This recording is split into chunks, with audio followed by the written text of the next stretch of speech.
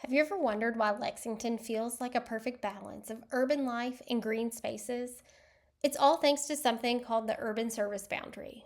Hi, I'm Carrie Hayes, a local real estate agent and your guide to all things Lexington.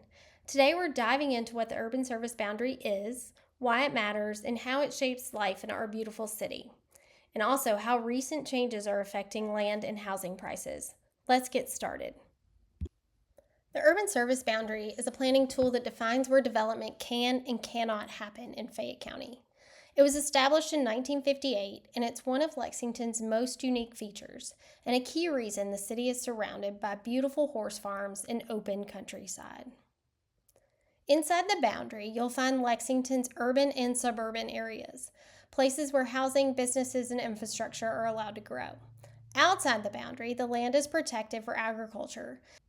The Urban Service Boundary was created to address concerns about urban sprawl and to protect the iconic farmland that defines Lexington's identity.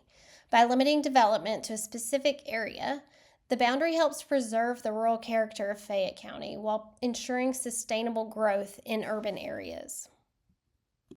Here you'll see changes across the Urban Service Boundary from 1958 through 2001.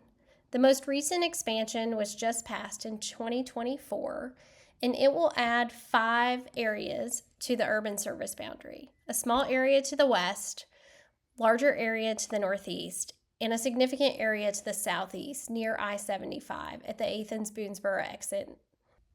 The total expansion is just over 2,800 acres, and it will see new residential developments, including single-family homes, development of neighborhoods, townhomes, apartments, retail, and office spaces to support the growing population.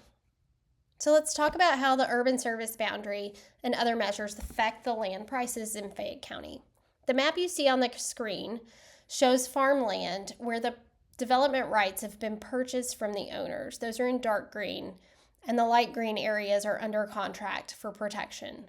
This ensures that the development rights can never be sold to the farm, and they'll be preserved as farmland in perpetuity. So even at a future date when the Urban Service Boundary is further expanded, these farms can never be developed. Let's take a look at land from another point of view, which is the parcel size.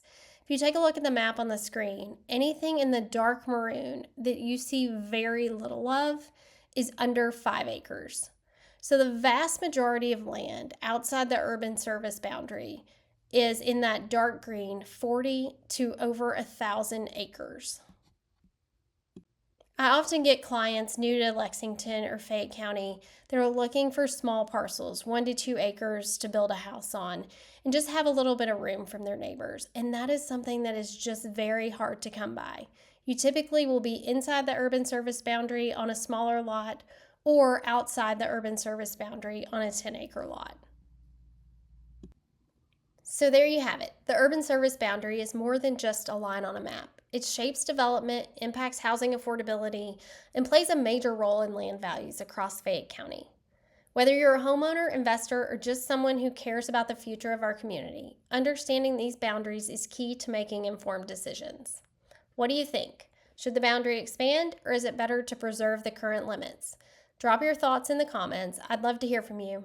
And if you found this video helpful, don't forget to like, subscribe, and hit that notification bell so you don't miss future updates on local real estate and policy changes in Lexington.